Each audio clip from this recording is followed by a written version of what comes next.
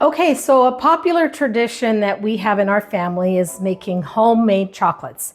Today, I'm going to be showing you the interior creamy fondant and how to make it. So I'm going to walk you step by step through the process so that you're able to see what it takes to make chocolate fondant. So it's the creamy substance in the middle. There are several ingredients here that you will need, and that they're in that top section. And then also the flavors that you want to select from, some of the instructions and tips that are very vital to making sure you have the success and the results that you're looking for.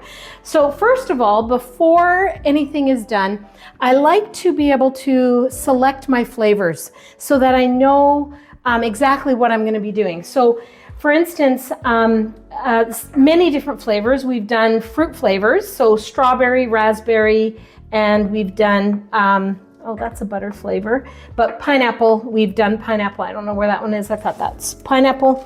And then what I love is to put freeze-dried ingredients, powdered, inside the raspberry flavor or the strawberry or the pineapple. Coconut. When I do the coconut, I like to put also coconut chunks. Butter rum, if I was to do the butter rum, I'd put some extra butter so it has more of a buttery taste, even though I do have a butter flavor that I can add to that. Maple walnut is nice to have the flavor, but if you have those that are nut allergies, you may not want to use the nuts. And all I've done is I do usually have a grinder that grinds them down to almost a powder. I just kind of put them in a Ziploc bag and bang them so they're in small chunks. And that goes into the nut. You can do, that's an optional thing. I like to put that in. If I'm doing almonds, I don't have the almond flavor out, but similar. It would be with the nuts all crushed and the almond flavor. Peppermint is one of our family's favorites. I like to put a little bit of green dye in there. The cherries, sometimes I'll do maraschino cherries chopped in very fine pieces. But right here, I've drained the maraschino cherries and we will wrap them in a vanilla fondant and then we will dip them in the chocolate. So that's an option too. So chop them in small chunks, but remember there's a lot of juice in the maraschino cherries, and so you need to work your fondant, cook it a little bit longer so it's a bit stiffer, so that when you put a moist ingredient, you can even do freeze-dried cherries if you want, but the maraschinos are amazing.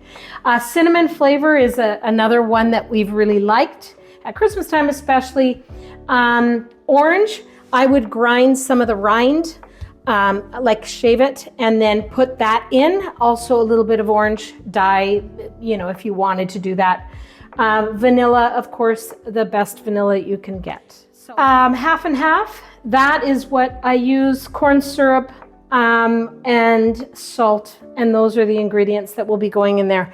Okay, and then candy thermometers are really quite vital. Make sure that it is going to read the right temperature. I think we're going to be hitting almost 243 degrees.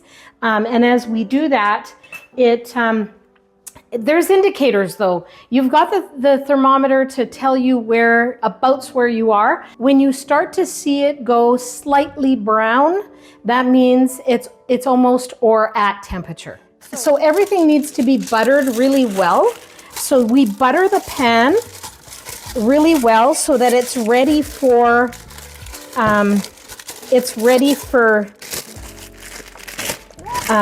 the sugar, but I do not. All right, so that's probably enough butter.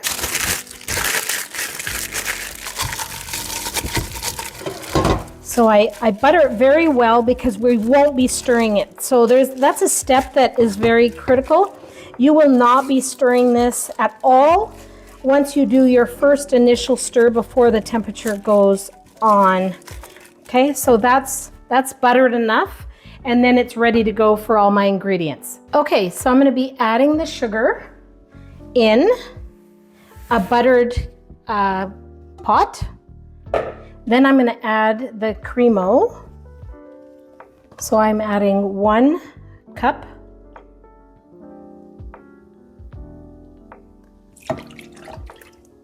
and 3/4 of a cup.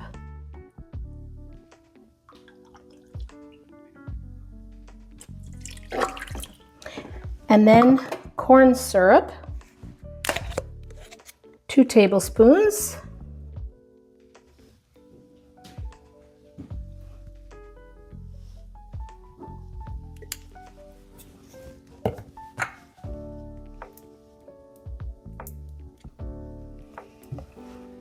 And a dash of salt.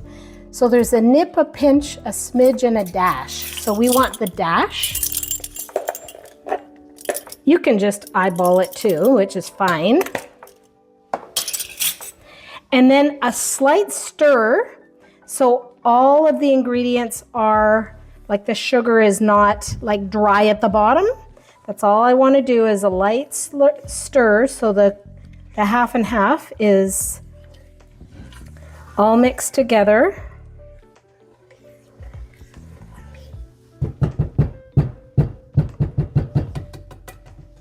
And then we just turn our temperature on, and I put my thermometer in there, and then I can read as it goes up to the right temperature. So we'll just watch it boil, and then I'll be able to indicate when it's time to be able to lay it down on our thermally fused board.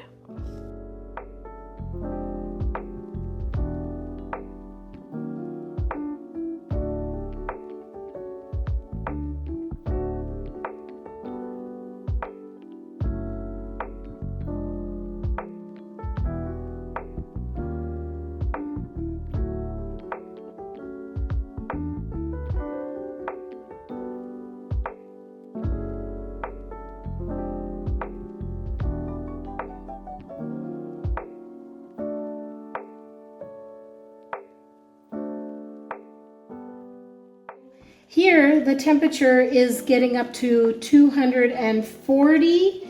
It's just past 240. We need it between 240 and 250. But as you can see, the color is starting to change. It's going a little bit brown, and that's important because it's indicating that it's almost there. And I'm going to be taking it off like right now. I know. What I'm going to be doing is taking the fondant off the element, bringing it over to the board here, and I'm going to be pouring it, spreading it evenly so it all cools equally. But I'm not going to be scraping the pot because the bottom part will be darker, and we just wash it. We just wash it away. I put it with hot water in the sink and get it ready for the next batch. Okay, so I'm going to be pouring this on. And it's a buttered countertop, and you're not going to be touching it at this point. You're just going to leave it and let it cool. Okay, almost there. A little bit more over here. And that's it. Once I get the fondant off the thermally fused laminate board, I'm going to be actually placing it in my in the tub part, and then I'll use my dough hook to mix it. And as I do that, it will take a while. So make sure the temperature in your house is not too hot, and then it actually will set. So what we're going to be looking for is from sticky to creamy.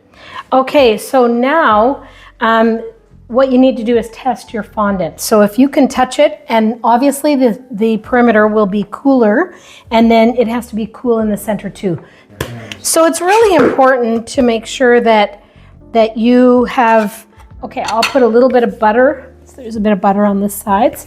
It's very important to keep your fingernails and your fingers clean and everything that you touch from here on in, because this is not cooked anymore, and you're going to be serving it and giving it to friends and family. So cleanliness is very important in this stage. So I'm scraping it all off the surface, the board. And see, as you can see, it's nice and like it's sticky. It needs to be whipped to create and bring it to the cream stage, because this just won't do.